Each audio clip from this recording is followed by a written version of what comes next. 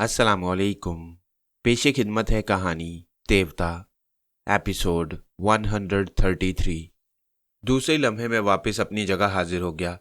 उस बोलने वाली तक ना पहुंच सका क्योंकि एक तरफ फ़ोन की घंटी बज रही थी, दूसरी तरफ बाहर दरवाजे पर कोई कॉल बेल का बटन दबा रहा था, तीसरी तरफ रसवंती ने मुखातिब करना शुरू किया था। मैंने पहले तो रिसीवर उठाकर कहा, हेलो क्रिस्टोफर मिकीज हियर। दूसरी तरफ से कोई अजनबी जुबान में कुछ बोलने लगा। मैंने अंग्रेजी में पूछा, भैया आपने किस नंबर पर फ़ोन किया है? उधर से नंबर बताया गया, रॉन्ग नंबर था। मैंने रिसीवर रख दिया। फिर तेज़ी से चलता हुआ बैरूनी दरवाजे की तरफ जाते हुए रसवंती से पूछा, तुम क्या कहना चाहती हो? वो बहुत खुश थी, कह रही थी, हमारा बेटा नींद में अब्बू अब्बू कह रहा है। ओह रसवंती, क्या इतनी सी बात के लिए तुमने मुझे डिस्टर्ब किया है? तुम्हें इतनी सी बात नजर आती है? ये बात सोनिया के दिमाग में पहुँच कर बोलो।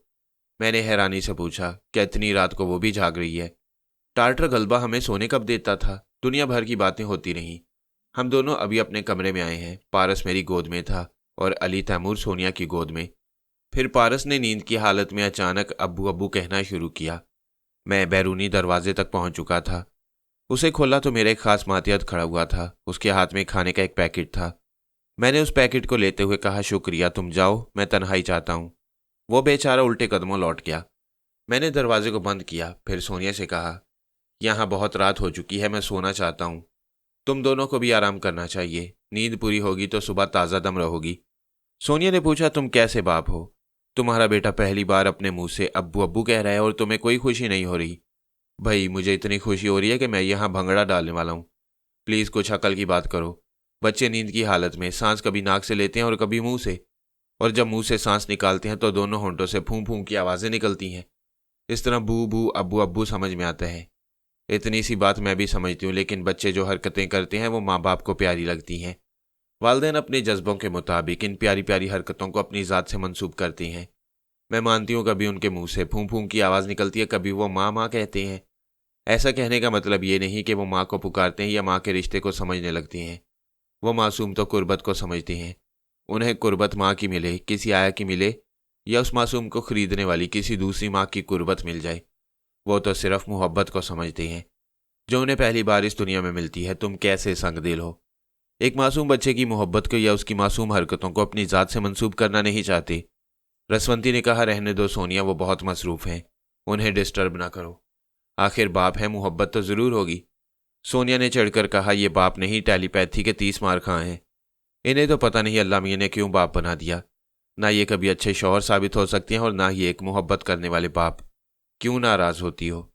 दरअसल इन दो अदद पारस को इतनी माएँ मिल गई हैं कि अब बाप की ज़रूरत नहीं रही। तुम दोनों मिलकर इन बच्चों की माँओं की गिनती करो, मैं सोने जा रहा हूँ। अब मेरे दिमाग में चादर में लिपटी हुई हदीका घूम रही थी। क्या उसने अपनी आवाज़ सुनाई है? क्या उसने कसम तोड़ दी है? क्या वही फ़ोन पर बोल रही थी? मैं उसके पास पहुंचना चाहता था और सोनिया के दिमाग से निकलना चाहता था। उसी वक्त दरवाजे पर दस्तक सुनाई दी। सोनिया ने कहा, फरहाद अभी ना जाना, ज़रा देखें कौन है। उसने आगे बढ़कर दरवाज़ा खोला। टार्टर गलबा खड़ा हुआ था। सोनिया ने पूछा, आइए, क्या बात है? वो अंदर आते हुए बोला, अब तक 3 हेलीकॉप्टर वालों ने बड़े बड़े बंडल फेंके हैं। उन बंडलों में दुनिया भर के तहाइफ हैं और एक एक ट्रांसमीटर ज़रूर है, और ये पैगामात भी आए हैं। सोनिया ने उन पैगामात को उससे लेते हुए सोच के ज़रिए कहा, तुम मौजूद रहो, मैं पढ़ रही हूँ, सुनते रहना। तुम और रसवंती पढ़ती भी रहो और सुनती भी रहो, मैं थोड़ी देर बाद आकर मालूम करूँगा।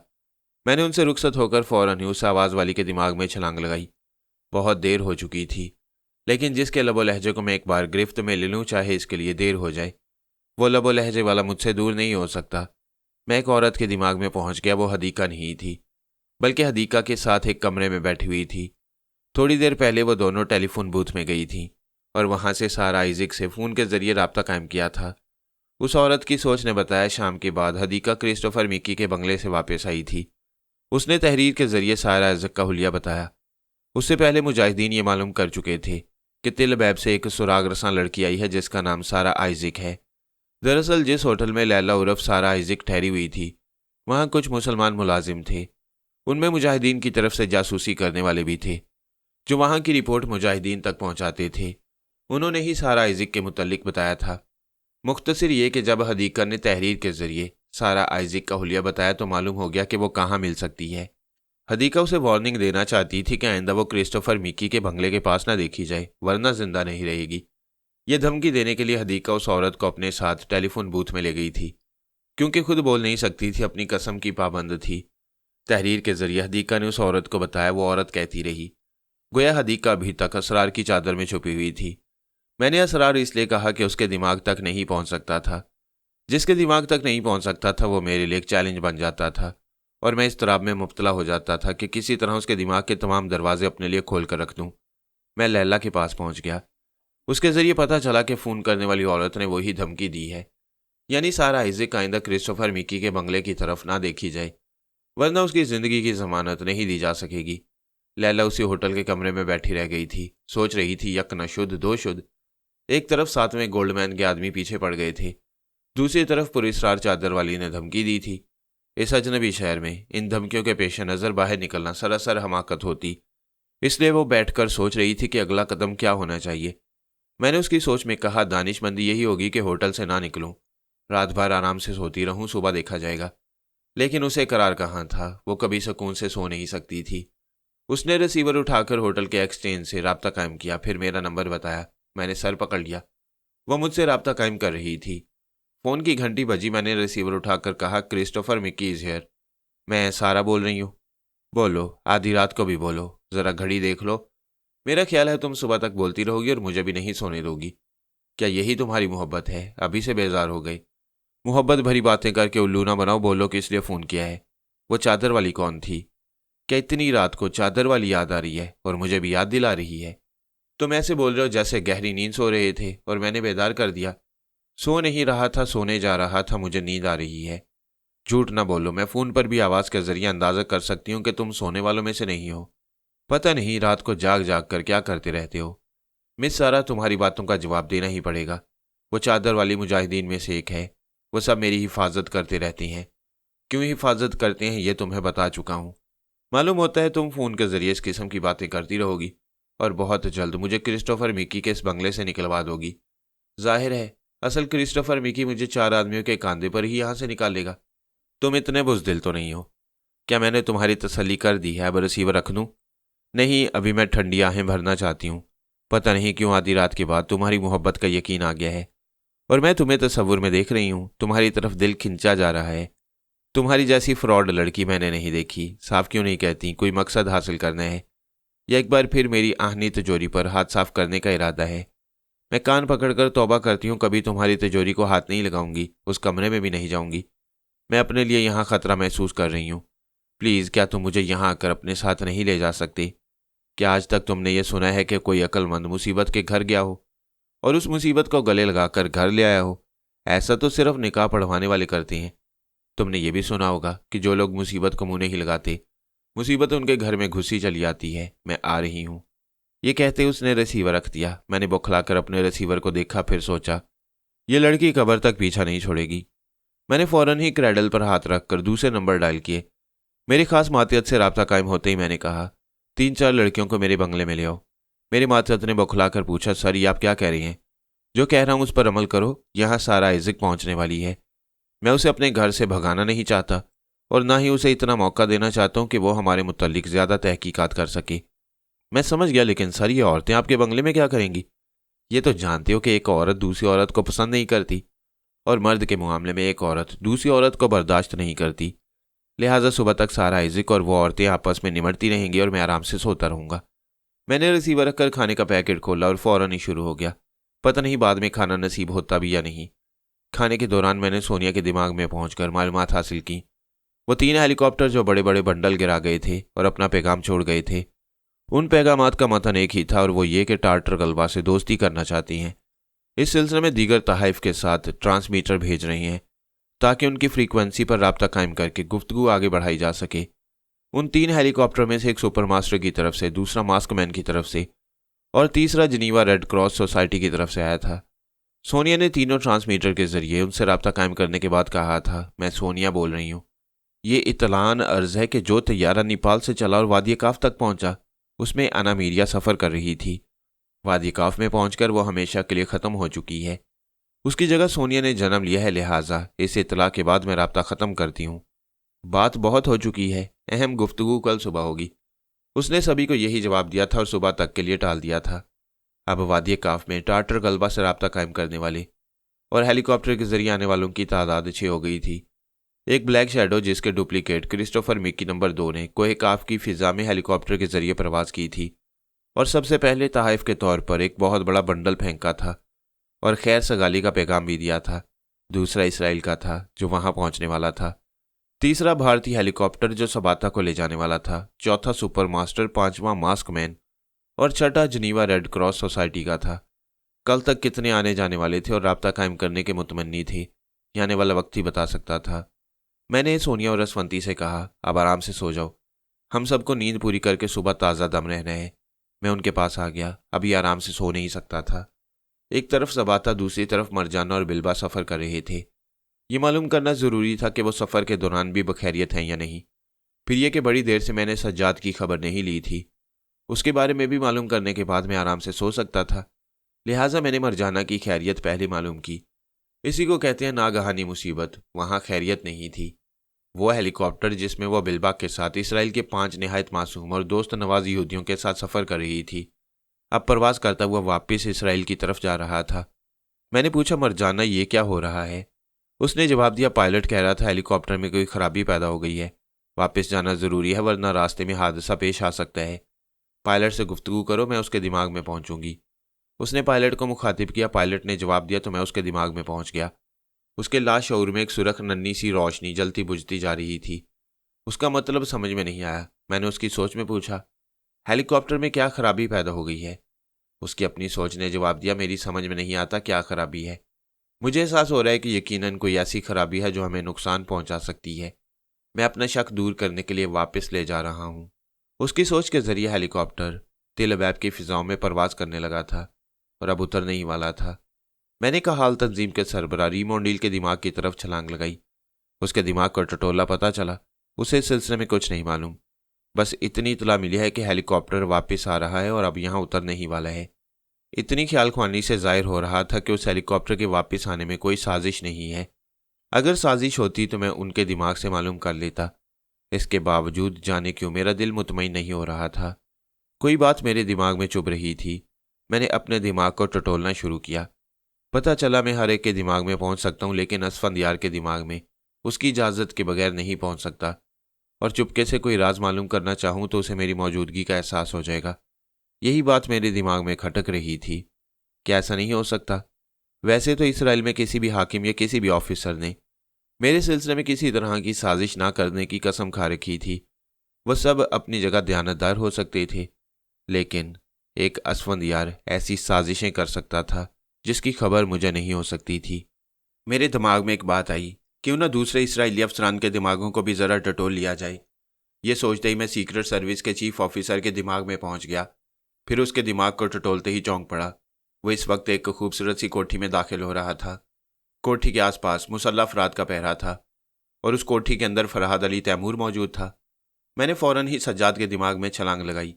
पता चला वो अपनी जगह गहरी नींद सो रहा है। मैंने उसकी नींद में मुदाखलत नहीं की, वापस चीफ ऑफिसर के दिमाग में पहुंच गया। उस वक्त तक वह एक खूबसूरत से बेडरूम में आ गया था। वहाँ एक फरहाद अली तैमूर इजी चेयर पर बैठा हुआ था। दूसरे कई लोग थे।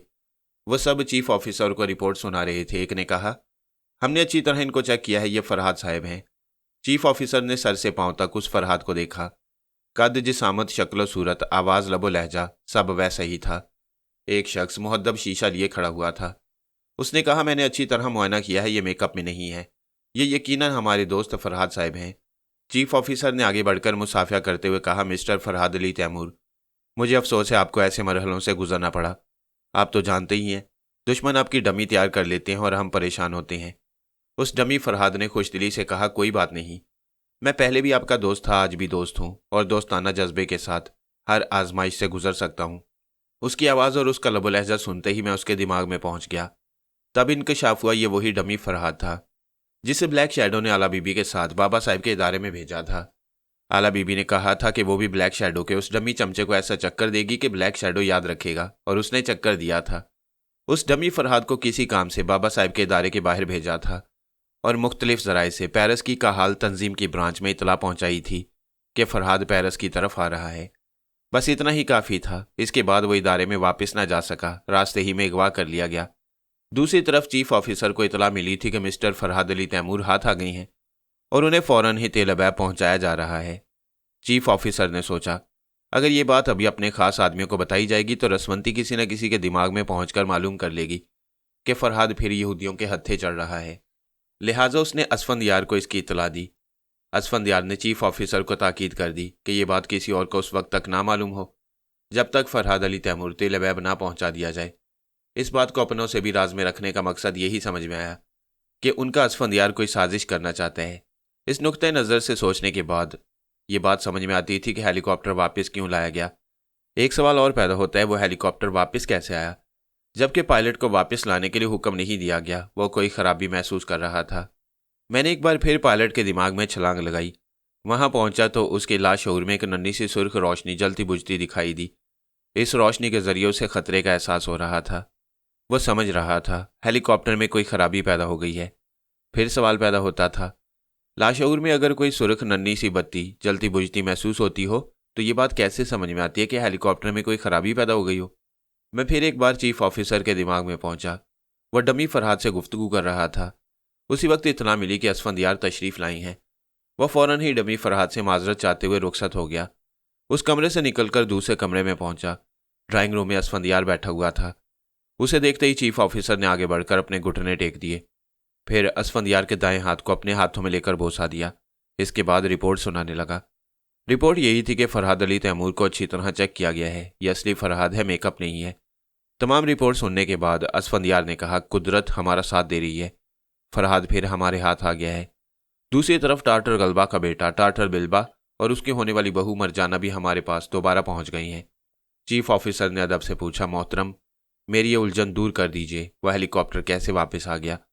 आपने पायलट से या हमारे उन 5 नुमाइंदों से किस तरह राब्ता कायम किया जबकि रसवंती की तरफ से खदशा था वो हम में से किसी के भी राब्ते को ख्याल ख्वानी के जरिए मालूम कर लेगी? ये एक राज की बात है, ना पूछो तो बेहतर है। मोहतरम मैं सीक्रेट सर्विस का चीफ ऑफिसर हूँ। मुल्क के अहम तरीन राज मेरे सीने में दफन रहते हैं। क्या आप मुझ पर एतमाद नहीं करेंगे? ज़रूर एतमाद करूँगा। बात असल में यह है कि जब रसवंती ने यह शर्त आयद कर दी कि यहाँ से हमारा जो भी नुमाइंदा जाएगा वो उनके दिमागों को अच्छी तरह पड़ेगी, मुतमईन होने के बाद उन्हें वादी काफ में दाखिल होने की इजाज़त देगी, तभी मैंने अपने 2 खास आदमियों को हैप्नोटिज्म के जरिए अपने काबू में किया। एक पायलट था और दूसरा उन 5 नुमाइंदों में से एक नुमाइंदा है। दोनों शऊरी तौर पर मेरे हैप्नोटिज्म के अमल को भूल चुके हैं। मैंने तनवीमी अमल के दौरान उन्हें हदायत दी कि जो कुछ मैं उनसे कह रहा हूँ वह तमाम बातें तनवीमी नींद के बाद भूल जाएंगे। अलबत्ता जब भी उनकी इलेक्ट्रॉनिक घड़ी में एक नन्हा सा सुरख बल्ब जलता बुझता रहेगा तो वो तनवीमी अमल के दौरान हदायत देने वाली तमाम बातें याद कर लेंगे। चीफ ऑफिसर ने पूछा, आपने तनवीमी अमल के दौरान उन्हें क्या हदायत दी थी? पहले तो मैंने उनसे कहा था कि उनके हाथों में इलेक्ट्रॉनिक घड़ियाँ होंगी। मैं जब भी ज़रूरत महसूस करूँगा रिमोट कंट्रोलिंग सिस्टम के ज़रिए उस घड़ी में सुरख सा बल्ब जलना बुझना शुरू हो जाएगा। इसके बाद उस बल्ब की सुरख रोशनी को देखते ही उनके लाशऊर में सुरख बत्ती जलती बुझती रहेगी। उन्हें याद आता रहेगा कि ऐसे हालात में क्या करना है। मसलन हेलीकॉप्टर की परवाज़ के दौरान सुरख रोशनी जलने बुझने लगे तो पायलट को एहसास होगा कि खतरा है, हेलीकॉप्टर में कोई खराबी पैदा हो गई है, लिहाजा उसे वापस इसराइल ले जाना चाहिए ताकि उसे दोबारा अच्छी तरह चेक करने के बाद परवाज़ की जा सके। चीफ ने खुश होकर कहा, ओह मोहतरम, वाकई आप अजीम हैं। टेलीपैथी जानने वाले आपकी मर्जी के बगैर आपके दिमाग में पहुंच नहीं सकते और आप उन टेलीपैथी जानने वालों को खूब चक्कर देती हैं। उन्हें खुशफहमी में मुब्तला कर रखा है कि हमारे जो नुमाइंदे जा रहे हैं वह बिल्कुल मासूम हैं और कोई साजिश करना नहीं जानते, जबकि उनमें से हमारा एक नुमाइंदा गैर शऊरी तौर पर हमारे मुल्क के लिए काम करता रहेगा। प्लीज़ ज़रा ये वजाहत कर दें कि हमारा वो नुमाइंदा काफ पहुंचने के बाद किस तरह हमारे काम आ सकता है। बिल्कुल इसी तरह जब भी मुझे ज़रूरत पड़ती मैं रिमोट कंट्रोलिंग सिस्टम के जरिए उसकी घड़ी के नन्हे से बल्ब को ऑफ ऑन करता रहता। इस तरह उसके लाशऊर में सुरख रोशनी जलने बुझने लगती और उसे याद आता कि अपने मुल्क के मुफाद में किस तरह कोई साजिशी चाल चलनी चाहिए, किन लोगों को अपनी हमायत में लेना चाहिए या किन लोगों को रास्ते से हटा देना चाहिए। चीफ ऑफिसर ने कहा, कमाल है, आपने ऐसा तरीक़ाकार इख्तियार किया है कि रसवंती की टेलीपैथी हमारे सामने बेकार हो गई। असफंदियार ने कहा, अब फरहाद की आमद को राज में न रखा जाए, हमारे हुक्काम और अफसरान को इतला दे दी जाए। रसवंती मुझसे राब्ता कायम करेगी तो मैं उसे फरहाद के यहाँ आने की खुशखबरी सुनाऊंगा ताकि वो ख्याल ख्वानी के जरिए फरहाद से भी राब्ता कायम करे। दूसरी तरफ यही तासुर दिया जाए कि हेलीकॉप्टर में वाकई खराबी पैदा हो चुकी है। दूसरा हेलीकॉप्टर चूंकि मौजूद नहीं है, इसलिए मरजाना और बिल्बा को कल से पहले रवाना नहीं किया जा सकता। हम उन सबको किसी न किसी बहाने रोक के रखेंगे। रसवंती को अभी यह एहसास न होने दिया जाए कि हम उनको बिला वजह रोक रही हैं। चीफ ऑफिसर ने पूछा, अगर रसवंती ने मेरे दिमाग में झांकना शुरू किया तो? तुम अभी मेरे साथ चलोगे। रात ज्यादा हो चुकी है। मैं तुम्हें तनवीमी नींद सुलाऊंगा और तुम्हारे दिमाग को अपने कंट्रोल में रखूंगा। रसवंती तुम्हारे पास आएगी तो हमारी चालों को नहीं समझ सकेगी। मैं उनकी बातों को समझ रहा था और दिल ही दिल में कह रहा था, या खुदाया, तेरी दुनिया में कैसे अजायबात हैं। सबसे बड़ा अजूबा इंसान है जो किसी के बस में नहीं रहता, किसी के दबाव में नहीं आता। टेलीपैथी जैसा हैरत अंगेज और दहशत ज़दा करने वाला इल्म भी उसे मरूब नहीं करता। इस इल्म से बचने के लिए वो अपनी जहनी सलाहियतों को कितनी तरह आजमाता है, कैसे टेलीपैथी से महफूज रहता है। ये मैं अपनी ज़िंदगी में देखता आ रहा था और आइंदा जाने क्या कुछ देखने वाला था। असफंदियार ने तनवीमी अमल और रिमोट कंट्रोलिंग सिस्टम को मिलाकर जो एक नया तरीक़ाकार इख्तियार किया था, वो वाकई काबिल तारीफ था। अब रिमोट कंट्रोलिंग का मतलब ये नहीं था कि इसराइल में बैठकर उस शख्स को कंट्रोल करता जो वादी काफ में मौजूद रहता। इतने तवील फासले से कंट्रोलिंग मुमकिन नहीं थी, अलबत्ता खलाई सियारी के जरिए मुमकिन थी। लेकिन असफंदियार की प्लानिंग के मुताबिक जो इसराइली सुराग रसां वादी काफ के अतराफ पड़ाव करने वाले थे, उनमें से कोई कंट्रोलिंग का तरीका अपने हाथ में रखता और वहीं से उस शख्स को कंट्रोल करता जो इसराइली नुमाइंदे की हैसियत से वादी काफ में टार्टर गलबा और रसवंती वगैरह के करीब रहता। मैंने सोनिया के पास पहुंचकर देखा, वो और रसवंती सो रही थी। उन्हें बेदार करना मुनासिब नहीं था, लेकिन यह बात परेशान कर रही थी कि मरजाना और बिल्बा कैदी बनाए जा रहे थे। मैं मरजाना के पास पहुंच गया। वह गेस्ट हाउस में बैठी हुई थी। उसके सामने बिल्बा की मरहम पट्टी हो रही थी, बाकायदा इलाज किया जा रहा था। उसे दोस्ताना सलूक से मुतमईन किया जा रहा था। मैंने मरजाना को मुखातिब किया। वो बोली, मैं बिल्बा के साथ जाते जाते वापस आ गई हूँ। समझ में नहीं आता क्या चक्कर है। शायद हेलीकॉप्टर में कोई खराबी पैदा हो गई है। ये लोग क्या कह रहे हैं? और क्या कहेंगे, मजबूरी जाहिर कर रहे हैं। कहते हैं दूसरा हेलीकॉप्टर नहीं है। अब हमारी रवानगी का इंतज़ाम कल तक हो सकेगा। हालात मजबूर करें तो सब्र करना चाहिए। क्या खाक सब्र करूं? तुमने ख्वामखा मुझे यहाँ पहुँचा दिया। ये दादी अम्मा की तरह हमें मशवरे क्यों देती रहती हो? माना कि टेलीपैथी जानती हो, लेकिन इतनी जहीन तो नहीं हो कि दुश्मनों की चालों को समझकर मनसूबाबंदी कर सको। तुम ख्वामखा नाराज़ हो रही हो। इंशाल्लाह कल तक तुम्हारी रवानगी का इंतज़ाम हो जाएगा, और अगर ना हुआ तो कल से तेल अबैब में वही हंगामे शुरू होंगे जिनकी मिसालें पिछले दिनों सोनिया पेश कर चुकी है। देखो मरजाना, कोई हमाकत ना करना। जल्दबाजी में कोई कदम उठाओगी तो हम सब मुश्किलात में पड़ जाएंगे। अब मैं तुम्हारी कोई बात नहीं सुनूंगी। फ़ौरन सोनिया से मशवरा करो और मुझे बताओ, सोनिया गहरी नींद में है, क्या उसे उठाना मुनासिब है? सुबह मशवरा ले लेना, फ़िलहाल मेरे दिमाग से जाओ। मैं तुम्हें बर्दाश्त नहीं कर सकती। मैं उसके दिमाग से चला आया। अजीब ज़िद्दी औरतों से पाला पड़ता रहता था। सोनिया, मरजाना और लैला सानी ज़िद में किसी से कम नहीं थी। रसवंती की ज़िद और मुखालफत ने उसे अच्छा सबक सिखाया था। अब वो कदरें नरम पड़ गई थी। एक हदीका से वास्ता पड़ता था, वो भी गूंगी, बहरी और पर्दा नशीन होने की ज़िद पर कायम थी। पता नहीं आगे चलकर क्या फ़ैसला करने वाली थी। सबाता किस कदर ज़िद्दी तबीयत रखती है, इसका इजहार अभी तक नहीं हुआ था, लेकिन मैं उसके दिमाग में रहकर मालूम कर सकता था। एक तो वो काफ की शहजादी थी, बाप की इकलौती बेटी और भाई की लाडली बहन। जंगजू मिजाज रखती थी, लड़ने मरने में किसी से पीछे नहीं थी। जंग के सिलसिले में कदीम हथियार, तलवार से लेकर जदीद हथियारों को भी बड़ी महारत से इस्तेमाल करना जानती थी। फ्री स्टाइल में अपना जवाब नहीं रखती थी। जूडो, कराटे, घुड़सवारी और ड्राइविंग वगैरह कौन सा ऐसा हुनर था जो उसे बचपन से अब तक नहीं सिखाया गया था। जंगजू कौम की बेटी यही सब कुछ सीखते रहने में अपनी ज़िंदगी गुजारती चली आ रही थी। मैं सबाता के पास पहुंच गया। वो एक आरामदेह त्यारे में सफ़र कर रही थी और अनकरा पहुंचने वाली थी। उसके दिमाग में रहकर मुझे याद आया कि उसने इतना कुछ सीखने के बावजूद एक बात अपनी गिरह में बांध रखी है। उसके बाप ने उसे समझाया था, चाहे कितनी ही सलाहियतों की मालिक बन जाओ, लड़ने का मौका है तो हमेशा दिमाग को ठंडा रखो, बड़ी तहम्मुल मिजाजी से दुश्मन का सामना करो, जीत हमेशा तुम्हारी होगी। यही वजह थी कि वो अक्सर चुप रहती थी, किसी से ज़्यादा बोलती नहीं थी, किसी से उलझती नहीं थी। मैंने उसे मुखातिब किया, सबाता, मैं रसवंती बोल रही हूँ। तुम आराम से सफ़र कर रही हो, अभी थोड़ी नींद पूरी कर लेना चाहिए। मैं तुम्हारा ही इंतज़ार कर रही थी, सोचा तुम मेरे ज़रिए मेरे साथ सफ़र करने वालों के दिमागों तक पहुँचोगी। इसके बाद आराम से नींद पूरी कर लूँगी। किसी हॉस्टस को मुखातिब करके अपने लिए कुछ तलब करो, मैं उसके ज़रिए दूसरों तक पहुँचूँगी। उसने मेरी हदायत पर अमल किया। मैं उस तैयारी की एक हॉस्टस के दिमाग में पहुँच गया, फिर उसके ज़रिए ठहर ठहर कर बड़े इत्मीनान से दूसरों के दिमागों तक पहुँचने लगा, उनके मुतल्लिक मालूमात हासिल करने लगा। इस दौरान क्रिस्टोफर मिकी के जिस बंगले में था, वहाँ मुसलसल सुकून नहीं था। क्योंकि लैला सानी और कुछ औरतें मौजूद थीं। लैला मुझसे मिलना चाहती थी। उन औरतों ने उसे रोक दिया था और कहा था कि मैं सो रहा हूँ, सुबह मुलाकात हो सकती है। इसके बावजूद उसने औरतों को धोखा देकर मेरी ख्वाबगाह तक आने की कोशिश की, ताकि पहले की तरह मुकफ्फल दरवाजे को खोलकर मेरे कमरे में दाखिल हो सके, लेकिन नाकाम रही। तैयारे में सबा था कि हम सफ़र हिंदुस्तानी सियासतदान थे, और सियासतदान से ज़्यादा माहिर नफ्सियात थे। इंसान की नफ्सियात को समझकर समझौते की राहें निकालकर दोस्ती कायम रखने के गुर जानते थे। वादिय काफ में टार्टर गलबा रसवंती से दोस्ती करने के लिए ऐसे ही लोगों की ज़रूरत थी, इसलिए ऐसे ही लोगों का इंतखाब किया गया था।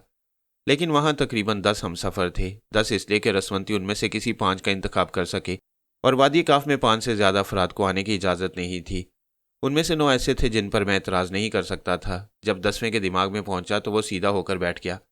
उसके दिमाग से पता चला वो मेरी सोच की लहरों से चौंक गया था। इसका मतलब ये था कि वो योगा का माहिर है। इसके बावजूद वो अनजान बना हुआ था। मैंने कहा, मिस्टर, तुम मेरी सोच की लहरों को महसूस कर रहे हो और अनजान बन रहे हो। उसने जल्दी से कहा, श्रीमती रसवंती देवी, मैं भला आपसे क्या छुप सकता हूँ। आप यकीन करें, मेरे दिमाग के तहखाने में उतर कर देखें, मैं फरेबी नहीं हूँ, आपका सेवक हूँ। कभी आपके खिलाफ कोई कदम नहीं उठाऊंगा। मैं वादिय काफ में ऐसे किसी शख्स को बर्दाश्त नहीं कर सकती जिसके दिमाग में बेखटके ना पहुंच सकूं।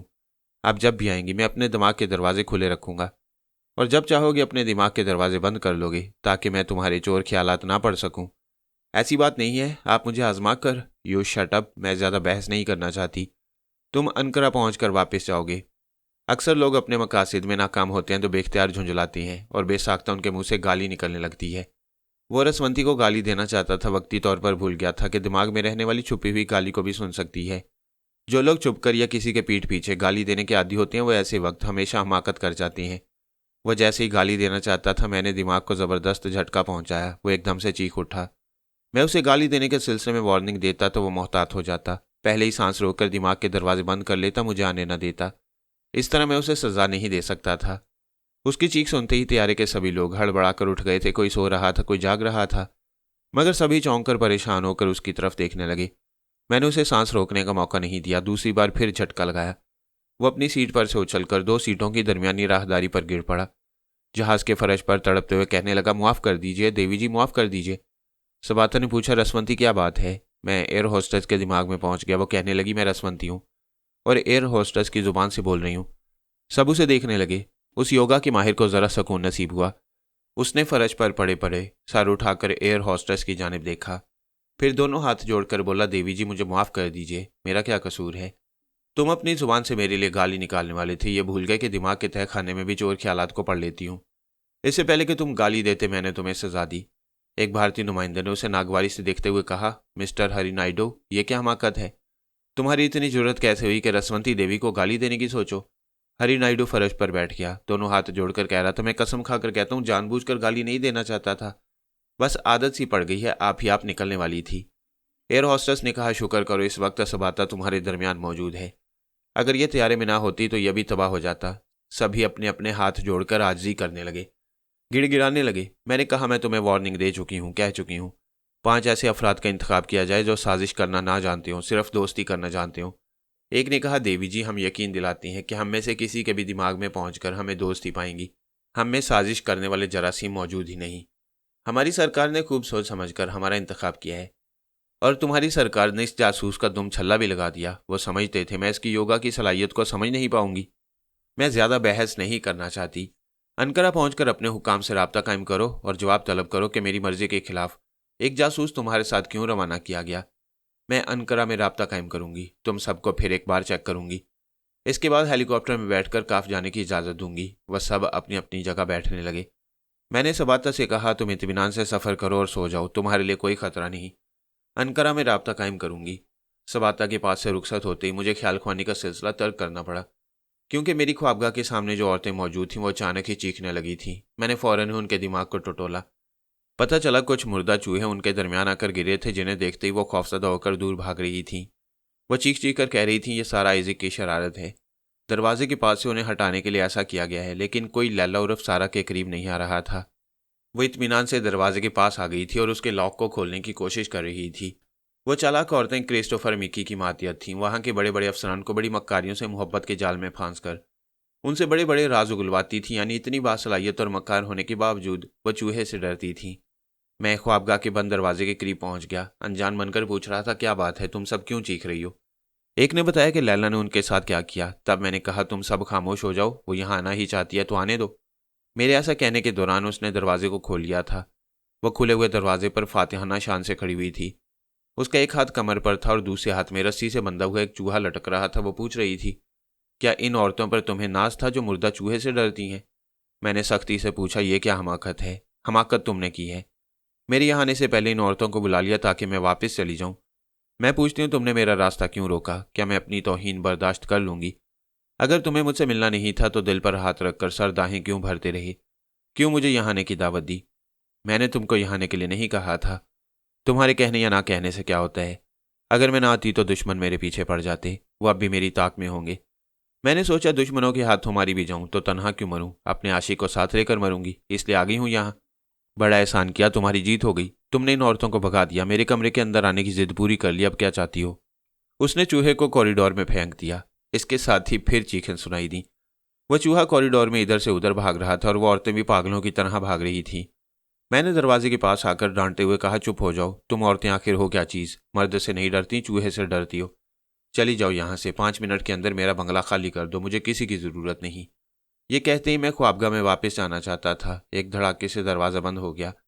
लैला ने अंदर से चिटखनी लगाते हुए कहा, अब मैं इत्मीनान से तुम्हारे आयरन सेफ को खोलकर ज़रूरी चीज़ें हासिल कर लूँगी। ना तुम आ सकोगे, ना तुम्हारी वो चादर वाली आ सकेगी।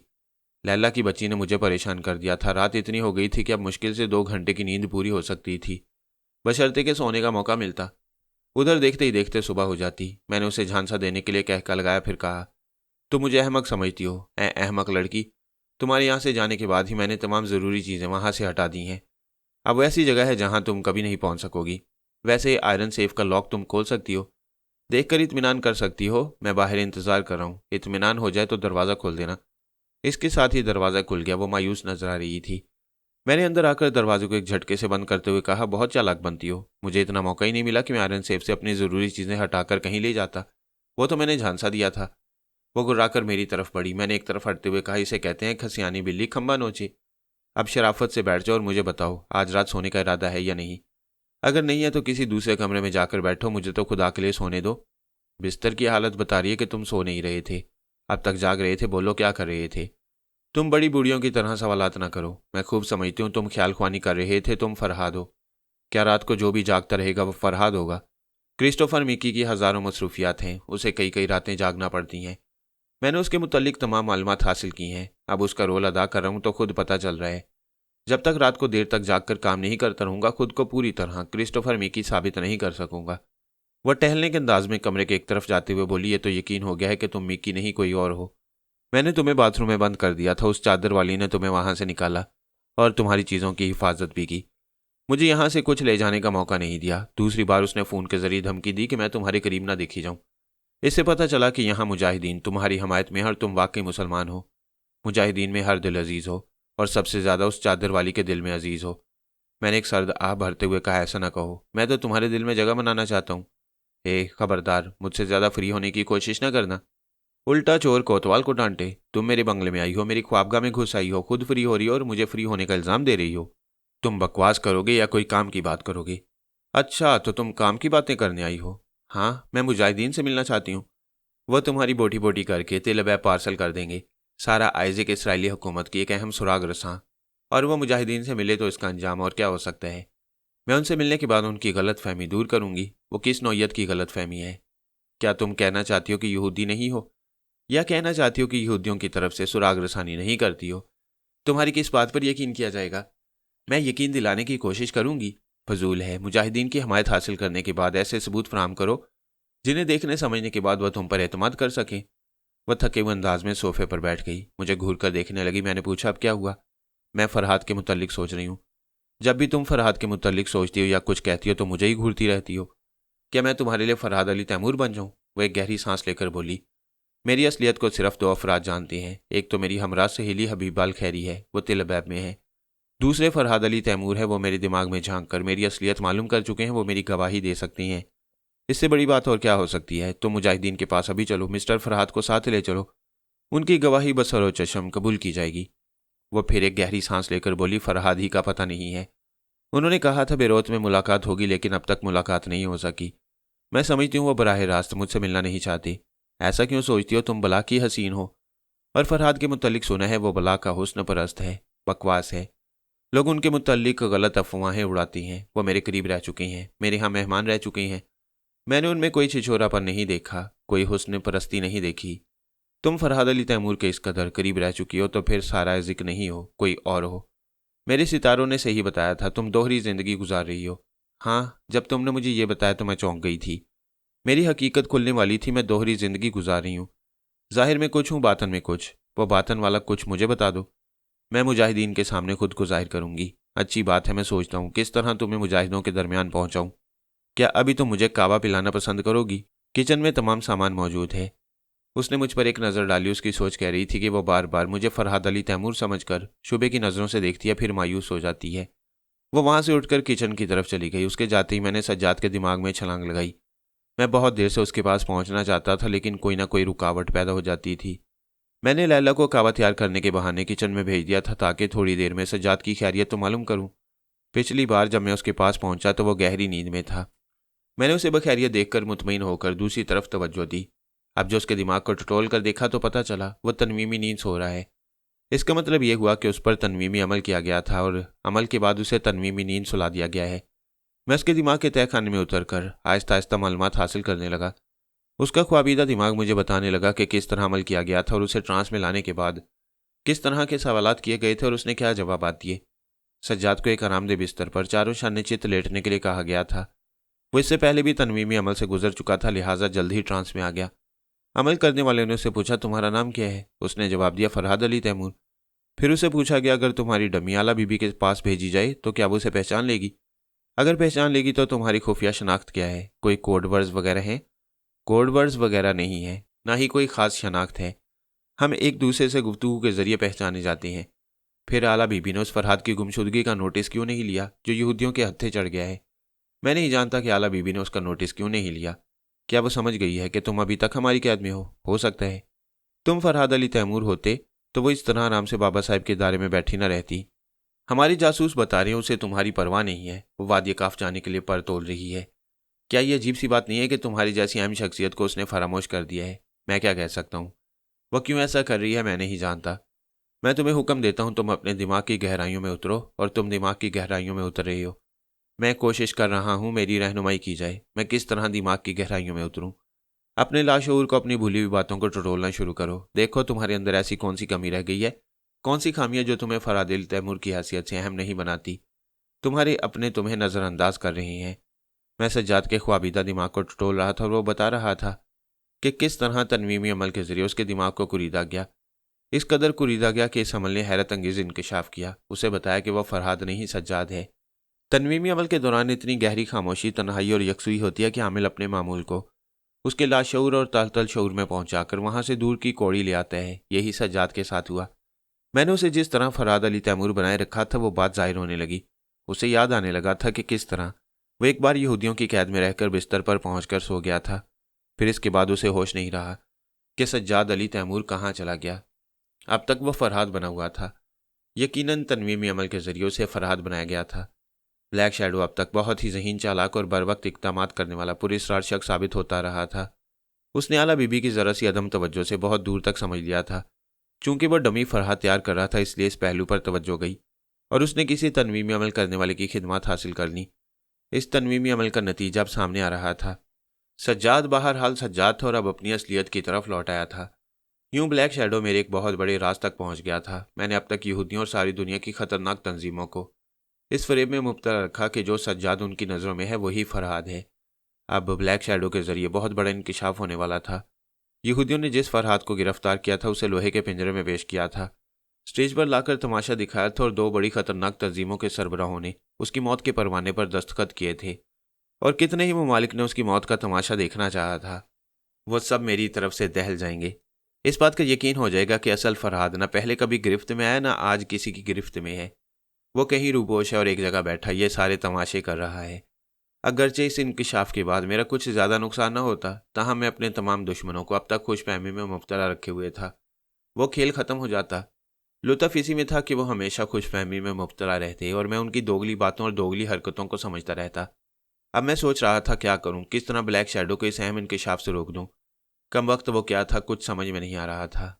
मैं उसके दिमाग तक ना तो पहुंच सकता था, ना ही उसके किसी खास मातियत को अपना अलहकार बनाकर उसकी किसी कमजोरी से फायदा उठा सकता था। मेरे सोचने के दौरान लैला कावा लेकर आ गई। यूं तो वो जल्दी आ सकती थी, लेकिन मैंने सज्जाद के पास पहुंचने के दौरान एक बार उसका तैयार किया हुआ कावा इस तरह गिरा दिया था कि उसे ख्याल ख्वानी का शुबा न हो सका। वह अफसोस करते हुए गिरे हुए कावे को देखती रही। फिर उसने दूसरी बार कावा बनाना शुरू किया। इस तरह मुझे काफ़ी वक्त मिल गया था। हम सेंटर टेबल के अतराफ एक दूसरे के सामने बैठकर कावा पीने लगे। उसने पूछा, क्या तुमने मुजाहिदीन से मेरा तारुफ कराने के सिलसिले में कुछ सोचा? मैं सोच रहा हूँ, एक तारुफी खत तुम्हारे लिए लिख दूँ। तुम वो खत लेकर सौकुल गरब के इलाके में जाओ। वहाँ एक बुजुर्ग जलीलुल कदर हैं, ये खत उन्हें दे देना, वो तुम पर भरोसा करेंगे। क्या तुमने वो खत लिख दिया है? क्या खाक लिखूं? तुमने तो अपनी असलियत नहीं बताई, तुम कौन हो, सारा आइजिक किस तरह बनी हुई हो, इसराइली तुम पर किस तरह एतमाद करते हैं और तुम्हारी असलियत तो नहीं समझते हैं। वह सर झुकाकर सोचने लगी।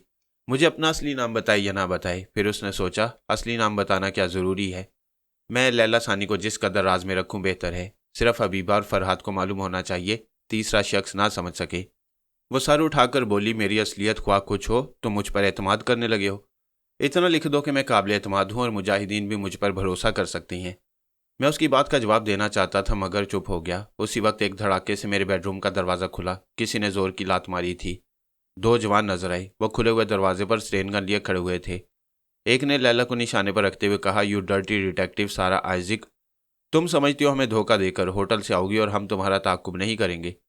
दूसरे ने कहा, हम उसी वक्त यहाँ दाखिल हो सकते थे, लेकिन पहले हमने चारों तरफ मुहासरा कर लिया, अपने आदमियों को बुलाया। अब हम में से दो यहाँ हैं और दो बंगले के अगले पिछले दरवाज़ों पर हैं। तुम यहाँ से फरार नहीं हो सकोगी। मैंने अनजान बनकर पूछा, भाई साहब बात क्या है? आप लोग यूं दंदनाते हुए मेरे बेडरूम में घुस आए हैं। इस लड़की से क्या शिकायत है? एक ने घुरा कर कहा, तुम बकवास मत करो वरना तुम्हें गोलियों से भून दिया जाएगा। फिर दूसरे ने पूछा, लड़की फौरन बताओ, तुम साथ में गोल्डमैन के मुतल्लिक क्या जानती हो? यहाँ हमारे माल के पहुंचने के सिलसिले में तुम्हें कैसे मालूमात हासिल हुई? हम 10 तक गिन रहे हैं। अगर तुमने जुबान ना खोली तो हम अंधाधुंध फायरिंग करेंगे और तुम दोनों की लाशों को तुम्हारे मातम करने वालों के लिए छोड़कर चले जाएंगे। यह कहते उसने गिनना शुरू किया। 1। जरा वक्फे से उसने कहा, जल्दी बोलो वरना। 2। लैला ने मेरी तरफ देखा, वो उठकर खड़ी हो गई थी। मैं भी खड़ा हो गया।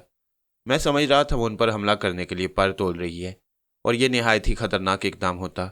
यकीनन वो फ्लाइंग समरसॉल्ट यानी फिजा में कलाबाजी खाने के करतब जानती थी। फायरिंग से बच सकती थी। मैं उनमें से किसी एक के दिमाग को झटका पहुंचाकर फायरिंग का रुख दूसरी तरफ कर सकता था, मगर बैक वक्त दो के दिमागों में नहीं पहुंच सकता था। फिर फायरिंग की आवाज़ सुनकर बाहर खड़े हुए दो मुसल्लह शख्स भी आ सकते थे और अपनी आवाज़ मुझे सुनाए बगैर बेदरेक गोली मार देते। वो गिनता जा रहा था, 5, 6, 7। मैं तैयार हो गया, जो भी हो। इधर लैला फिजा में कलाबाजी खाएगी, उधर मैं एक को बहकाकर दूसरे की तरफ फायरिंग करवाऊंगा। बाद में जो आने वाले हैं उनसे बाद में निमट लिया जाएगा। 8, 9। मगर वो 9 के बाद गिन ना सका। अचानक ही दोनों के हलक से कराह निकली। दोनों के हाथों में स्टेन गन कांप रही थी और वह हथियार फर्श पर गिरने ही वाले थे। मैंने उन दोनों के अकब में देखा। वहां मुझे ऐसी अलामतें नजर आईं जो अब दुश्मनों के लिए दहशत बन गई थीं, और वो अलामतें थीं गूंगी, खंजर और चादर। वो हदीका थी। वह हदीका जो दोस्तों की पुश्त पर पहुंचे तो पुश्त पनाही करे और दुश्मनों की पुश्त पर पहुंचे तो यूं खंजर पेवस्त करे जैसे पुश्त हा पुश्त से आखिरी कील ठोंकने का कारोबार करती आ रही हो। उसे देखते ही लैला पैंतरे बदलना भूल गई। मैंने ख्याल खोने का इरादा तर्क कर दिया। हम जो काम करना चाहते थे वह हदीका कर चुकी थी। हमारे अजनबी दुश्मनों के हाथ से हथियार छूटकर फर्श पर गिर पड़े थे। इसके साथ ही वो औंधे मुंह जमीन बोस हो रहे थे। दोनों की पुश्त पर एक खंजर यूं पेवस्त हो चुका था जैसे फतह का परचम उनके गोश्त पोस्त और लहू में नस्ब कर दिया गया हो। ऐसी वारदात में जो लोग मौजूद होते हैं वो साकित रह जाती हैं, चंद लम्हों तक कुछ बोल नहीं सकते। हदीका के बोलने का सवाल ही पैदा नहीं होता था। वो गूंगी बन चुकी थी। लैला भी चुपचाप सोच रही थी। मैं जब भी पाकिस्तानी मिक्की को घेरने की कोशिश करती हूँ ये कमबख्त सर पर पहुंच जाती है। क्या ये 24 घंटे इस पाकिस्तानी की निगरानी करती है? आखिर ये क्या भला है? मैं भी चंद लम्हों तक खामोश रहा, सोचता रहा। उन दो अजनबियों ने कहा था कि उनके दो और साथी बाहर मौजूद हैं। यकीनन हदीका उन्हें ठिकाने लगा चुकी होगी, तभी यहाँ तक पहुंची थी। मैंने उससे पूछा, क्या बाहर दुश्मन मौजूद हैं? हदीका ने इनकार में सारे लाया। ये दुश्मन कह रहे थे कि इनके आदमी बाहर मौजूद हैं। क्या उनसे तुम्हारा सामना हुआ था? इस बार उसने हाँ के अंदाज में सर हिलाया। क्या तुमने उन्हें भी? मैंने आधी बात कहकर सामने पड़ी हुई लाशों की तरफ अंगूठा दिखाया। उसने फिर इस बात में सर हिलाया। अजब गूंगी थी, बोल सकती थी, लेकिन कसमिया खामोशी ने उसे और ज्यादा पुरस्कार बना दिया था। मैंने फोन के पास पहुंचकर रिसीवर उठाया, फिर बाहसियत क्रिस्टोफर मिक्की अपने मातियत से राब्ता कायम करके कहा, यहाँ कुछ दुश्मनों की लाशें पड़ी हैं, उन्हें फौरन ठिकाने लगा दो। मेरी बातों के दौरान हदीका ने दुश्मनों की पुश्त से अपने खंजर निकाल लिए थे। उनके लिबास से उन्हें साफ करने के बाद सीधी खड़ी हो गई थी। अब लैला की तरफ एक खंजर से इशारा करते हुए दूसरे खंजर के इशारे से कह रही थी, यहाँ से जाओ। यानी वो लैला को मेरे करीब बर्दाश्त नहीं कर सकती थी, उसे दुश्मन समझ रही थी। पिछली बार उसने लैला को मुझ पर ज्यादती करते देख लिया था। अगर वो वक्त पर ना पहुंचती तो लैला मुझे बाथरूम में बंद करके आहनी सेफ से अहम दस्तावेजात निकाल कर ले जाती। दूसरी बार वो फिर मेरे कमरे में उसे देख रही थी और दुश्मन समझ रही थी। लैला ने नागवारी से पूछा, तुम आखिर कौन हो? क्यों मेरे पीछे पड़ गई हो? वह चंद सातों तक चुप रही, जैसे चादर के पीछे से घूर कर देख रही हो। लैला उसके हुक्म के मुताबिक वहां से नहीं जा रही थी। वह दोनों खंजरों को दस्ते की तरफ से थामे हुए थी। उसने फिजा में उन्हें उछाला। दोनों खंजर जरा ऊपर गए, फिर वापस आए तो हदीका ने उन्हें आहनी फलों की तरफ से थाम लिया। इसका मतलब ये था कि वह लैला पर खंजरों को फेंकने वाली थी। मैं फौरन ही उसके सामने ढाल बन गया। अरे ये क्या कर रही हो? यहाँ पहले ही 2 लाशें पड़ी हैं, इतना सारा खून बह रहा है। चलो हम इस यहूदी लड़की को ड्राइंग रूम में ले जाकर ज़िबा करेंगे। लैला ने शदीद हैरानी से पूछा, क्या बकवास कर रहे हो? क्या दिमाग चल गया है? मैंने कहा, हदीका इसका नाम सारा आइज़िक है। ये इसराइली सीक्रेट सर्विस की एक अहम अफसर है। यहाँ इस बात का सुराग लगाने आई है कि मुजाहिदीन को कौन हथियार सप्लाई करता है और किन जराए से वो सप्लाई होती हैं। चादर के पीछे हदीका गुर्रा रही थी।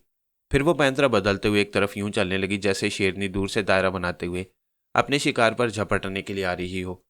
वो मेरे बाएं तरफ आई और अब पीछे की तरफ पहुंचकर लैला पर हमला करना चाहती थी। मैं फिर घूमकर ढाल बन गया। वो रुक गई। मैंने कहा, तुमसे कह चुका हूं यहाँ नहीं, ड्राइंग रूम में चलो। वह चुपचाप पलटकर बाहर जाने लगी। जैसे ही वो बेडरूम से निकलकर निगाहों से ओझल हुई, लैला ने मेरी आस्तीन पकड़कर झंझोर डाली। तुम होश में तो हो? मुझसे दुश्मनी करियो जबकि मैं तुम्हें बता चुकी हूं कि मैं यहूदी नहीं हूं। मैं मुसलमानों की और खुसूसन फ़लस्तीनी मुजाहिदीन की दुश्मन नहीं हूं। मिस सारा आइज़िक, अगर मैं फरहाद होता और टेलीपैथी जानता तो तुम्हारे दिमाग में घुसकर सच और झूठ को मालूम कर लेता। मैं क्या जानूं तुम फ़लस्तीनी मुजाहिदीन की दोस्त हो या दुश्मन। हम कोई खतरा मोल लेना नहीं चाहते। ड्राइंग रूम में चलो। इस गूंगी को खंजर जनी में इतनी महारत हासिल है कि तुम्हें ज़रा तकलीफ नहीं होगी। मेरी बात खत्म होते ही हदीका फिर कमरे में आई। आगे बढ़कर फर्श पर झुकते हुए उन हथियारों को उठाने लगी जो दुश्मनों के हाथों से छूटकर गिर पड़े थे। लैला उसे गुर्रा कर देख रही थी। अभी जरा देर पहले वो सोच रही थी कि मुझे बातों में लगाकर छलांग मारेगी और उन हथियारों के पास पहुंचकर मुझे बेबस कर देगी। फिर वो खंजर वाली भी उसका कुछ नहीं बिगाड़ सकेगी। मैंने कहा, अफसोस, ये सहारा भी तुम्हारे हाथ से निकल गया, अब क्या करोगी? हदीका वहां से चली गई। लैला मुझे घूरते हुए बोली, तुम मुझे निहत्ती और बेबस समझ रहे हो? मैं खाली हाथों से इतनी पिटाई करूंगी कि आइंदा औरत को कमज़ोर समझना भूल जाओगे। मैंने सहम कर पीछे पलटते हुए कहा, तौबा तौबा, मैं और औरत को कमज़ोर समझूं? मैंने बड़े बड़े 30 मार खानों को औरत के सामने कमज़ोर पड़ते देखा है। तुम भी मुझे उनमें से एक समझो। वह तकरीबन छलांग लगाकर दरवाजे के पास पहुंची, फिर उसे अंदर से बंद करते हुए बोली, तुम्हारी वह गूंगी लाडली अब कैसे अंदर आएगी? क्या तुम मुझे ड्राइंग रूम में ले जा सकोगे? वह मेरे करीब पहुंचते हुए अचानक पैंतरा बदलकर मुझ पर हमला करना चाहती थी। मैं उछलकर एक तरफ चला गया। उसका हमला नाकाम हुआ। फिर वह झुंझलाकर पलट गई। बोली, तुम क्या समझती हो मुझसे बचकर चले जाओगे? मुझे साफ साफ बताओ, अचानक तुम्हारे तेवर कैसे बदल गए? तुम दोस्त से दुश्मन कैसे हो गए? मुझे इस गूंगी के हाथों क्यों कत्ल करवाना चाहते हो? मैंने दोनों हाथ उठाकर उसे चुप रहने का इशारा करते हुए कहा, बोलती चली जाती हो, मेरी भी कुछ सुनो। मैं तुम्हें दोस्त समझता हूँ, अभी तुमसे मोहब्बत करता हूँ, लेकिन जिस तरह तुमने मुझे परेशान किया है और मेरी रात को सुबह कर दिया है, उससे तो बेहतर है कि वो गूंगी तुम्हें मार डाले, किस्सा ख़त्म कर दे। मैं ऐसी महबूबा नहीं पाल सकता जो मेरी रातों की नींद हराम कर दे। उसी वक्त दरवाजे पर दस्तक सुनाई दी। क्रिस्टोफर मिक्की का मातियत कह रहा था, सर दरवाज़ा खोलिए, हम आ गए हैं। मैंने मुस्कुराकर लैला को देखा, फिर कहा, अगर मैं दरवाज़ा नहीं खोल लूँगा तो ये लोग समझेंगे खतरात में घिरा हुआ हूँ। फिर तुम्हारी पोजीशन क्या होगी? क्या तुम बचकर जा सकोगी? उसने गुर्राक कर मुझे देखा और फिर आगे बढ़कर खुद ही दरवाजे को खोल दिया। वहाँ 4 आदमी खड़े हुए थे। उनमें से एक क्रिस्टोफर मिक्की का खास मातियत था। वह सब अंदर आ गए। वह पहले उन लाशों को उठाकर बाहर ले गए। फिर खास मातियत ने आकर कहा, आप दूसरे कमरे में चले जाएं, हम यहाँ का कालीन तब्दील कर देंगे। मैंने लैला के साथ बरामदे में आकर कहा, मैं एक शर्त पर तुम्हें उस गूंगी की दुश्मनी से बचा सकता हूँ। वह झुंझलाकर बोली, क्या तुम मुझे बुज़दिल समझते हो? मैं अभी उसकी चादर को उसका कफन बना सकती हूँ। वो ज़्यादा बोलने वालियों की जुबान काटकर उनकी हथेलियों पर रख देती है। हम में से किसका दावा दुरुस्त है, यह अभी साबित हो जाएगा। वह पलटकर गुस्से से जाने लगी। मैंने हाथ पकड़कर खींचते हुए कहा, बस आजमाना था, आजमा लिया। वो ताज्जुब से देखते हुए बोली, आजमा लिया? किस बात के लिए? तुम हदीका के आने से पहले दावा कर रही थी कि फ़लस्तीनी मुजाहिदीन की हमदर्द हो, उनकी हर तरह मदद करना चाहती हो, अमली तौर पर उनके काम आना चाहती हो। क्या इसी तरह काम आया जाता है? तुम एक फ़लस्तीनी मुजाहिदा को सिर्फ इसलिए मारना चाहती हो कि उस पर अपनी बर्तरी साबित कर सको। वह मुझे पलकें झपकाए बगैर सोचती हुई नज़रों से देखने लगी। मैं फ़ौरन ही उसके दिमाग में पहुंच गया। वो सोच रही थी, बिल्कुल वही अंदाज है। फरहाद ईजल हार्डी के रूप में मेरे यहाँ आया था। वो इसी तरह बात बात पर मुझे तैश दिलाता था, किसी न किसी तरह भड़काता था और मैं गुस्से में भड़क जाती थी। फिर वो कहता था कि मुझे आजमाया है ताकि मैं अपने गुस्से को मारना सीखती रहूं। एक सीक्रेट एजेंट के लिए सबसे पहला सबक यही होता है कि ऐसे जज्बात को बिल्कुल ही कुचल डाला जाए जो गुस्से का मुहर्रिक होते हैं। वो मेरी तरफ उंगली उठाकर सहरज़दा अंदाज में बोली, तुम बाखुदा, तुम फरहाद हो। मैंने मजाक उड़ाने वाले अंदाज में पूछा, क्या वाकई तुमने कैसे समझ लिया कि मैं फरहाद अली तैमूर हूँ? ताज्जुब है। यहूदी जासूस किसी के भी अंदर घुसकर फरहाद को पकड़ लाती हैं। मैं एक शर्त पर एतराफ़ करूंगा। उसने खुश होकर पूछा, कौन सी शर्त? तुम मुझसे इश्क करोगी, मोहब्बत करोगी? मैं तुम्हारे लिए फरहाद अली तैमूर बन जाऊंगा। ये मेरे लिए बहुत बड़ा एजाज़ होगा। जबकि बाज़ दीवाने तो इश्क में लैला का कुत्ता भी बन जाते हैं। वह परेशान होकर सोच रही थी मैं किस तरह से बेनकाब करूंगी। अगर ये फरहाद नहीं है तब भी मेरा हमदर्द और दोस्त है। वाकई मुझे दिलो जान से चाहता है, दीवानों की तरह इश्क करने लगा है।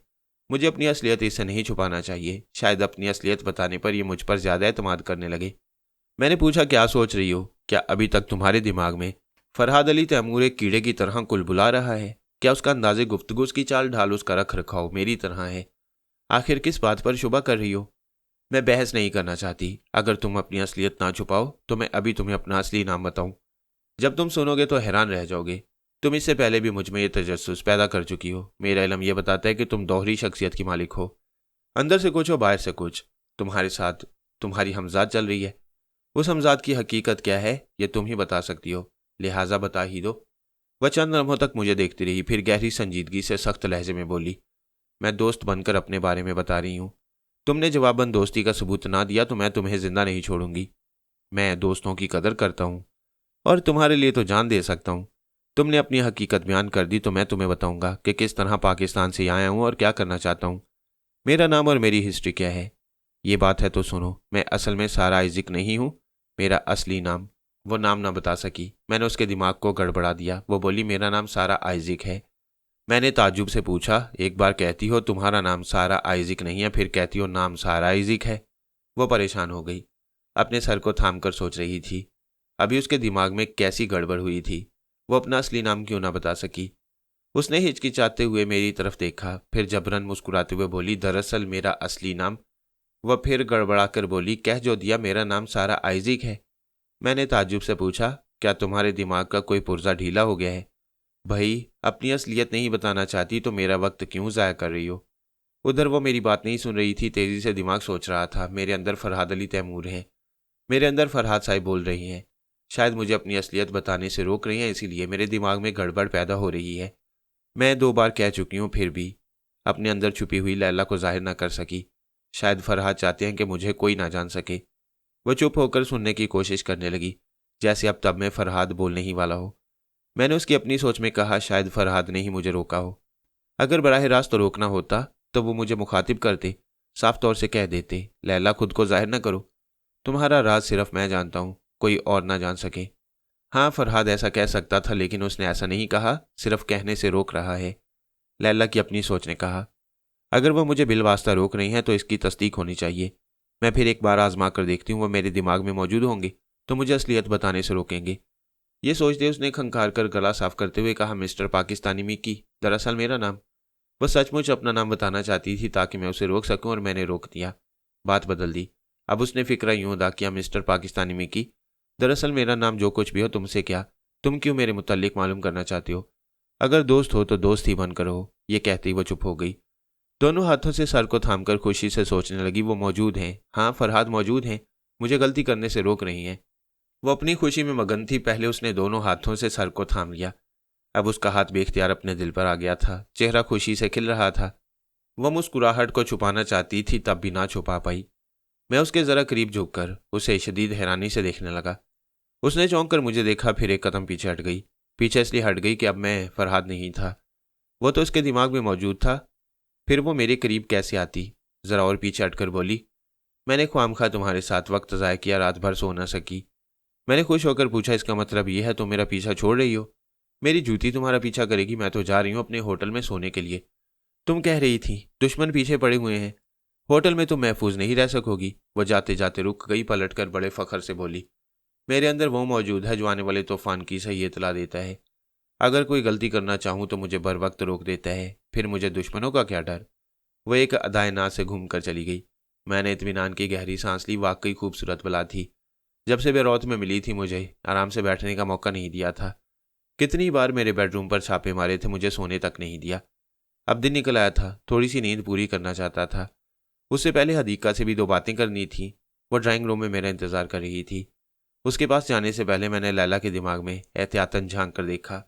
वो मेरे बंगले से बाहर जाने के बाद रास्ते के किनारे खड़ी टैक्सी का इंतजार कर रही थी और सोच के जरिए मुझे आहिस्ता आहिस्ता पुकार रही थी, फरहाद तुम मुझसे क्यों नहीं बोलते?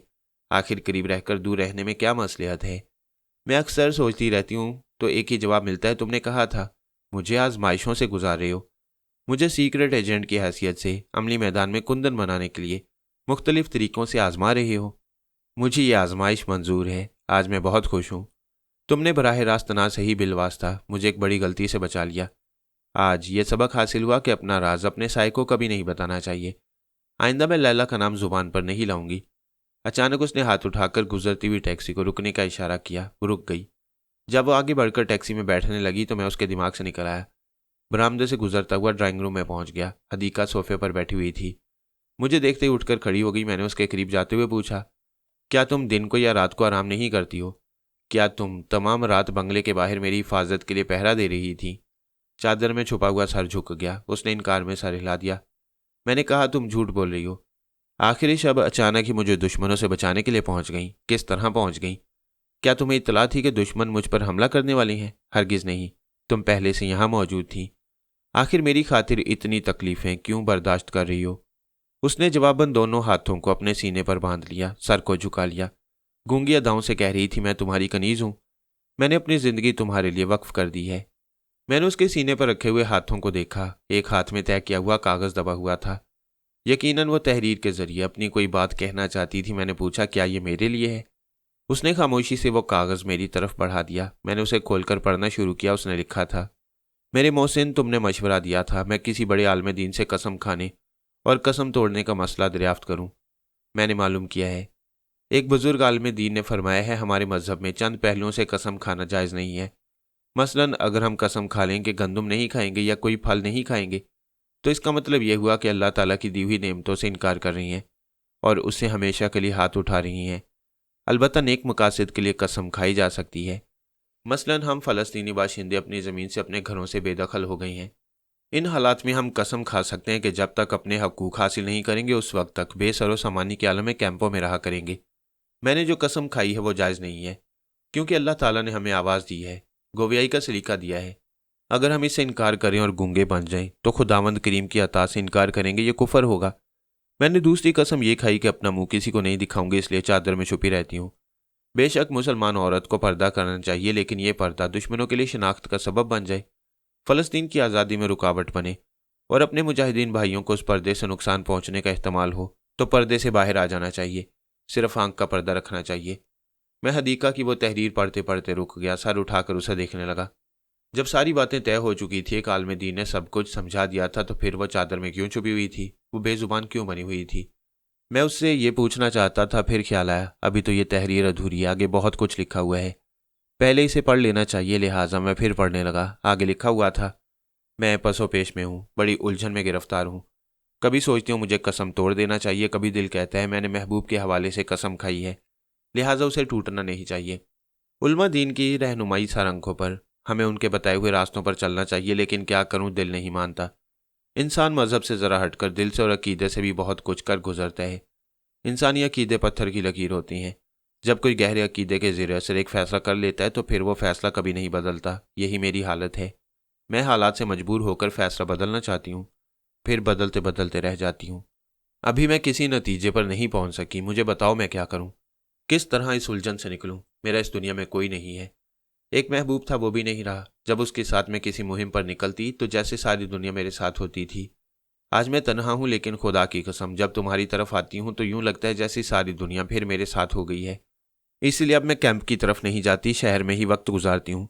इस बंगले के चारों तरफ चक्कर लगाती रहती हूँ, दुश्मनों की बू सूंघती रहती हूँ। जब तक इस चादर के साए में दो आंखें सुलग रही हैं, कोई दुश्मन तुम्हारे करीब नहीं पहुंच सकेगा। मेरे मोहसिन, मैं सिर्फ एक ही मकसद के लिए जी रही हूँ, और वह है फ़लस्तीन की आज़ादी। हम में से कोई नहीं जानता ये आज़ादी कब नसीब होगी, लेकिन इतना यकीन है तुम साथ रहोगे तो आज़ादी की मंजिल करीब तर होगी। इसलिए मैं तुम्हारे साथ साए की तरह लगी रहती हूँ। तुम्हें देखती हूँ, तुम्हारे काम आती हूँ तो यूं लगता है महबूब अभी जिंदा है। बल्कि महबूब खूब था, तुम खूबतर हो, गैर मामूली सलाहियतों के मालिक हो। तुम इंसान का चेहरा पढ़कर, हाथों की लकीरें देखकर और उसका जायचा बनाकर मुस्तकबिल की बातें दुरुस्त बता देते हो। क्या तुम मेरे मुस्तकबिल के मुतल्लिक इतना नहीं बता सकते कि मुझे किन हालात में अपनी जद्दोजहद पूरी रखना चाहिए? क्या अपनी कसम को कायम रखते हुए या अपनी कसम को तोड़कर? खुदा के लिए मेरा हाथ देखो या मेरा जायचा बनाओ, लेकिन इतना कह दो कि मुझे अपनी कसम पर कायम रहना है, ताकि मेरा दिल मुतमईन और अकीदा सलामत रहे।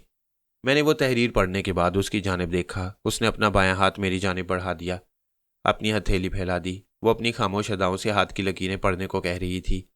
मेरे खानदान में कभी कोई नजूमी नहीं गुजरा, मैं भला क्या लकीरें पढ़ सकता था? अलबत्ता हाथ की लकीरों के मुतल्लिक कुछ सतही सी मालूमात थी, लेकिन वो जो कुछ मालूम करना चाहती थी वह तमाम बातें मैं उसके दिमाग में पहुंचकर ही मालूम कर सकता था और उसे बता सकता था।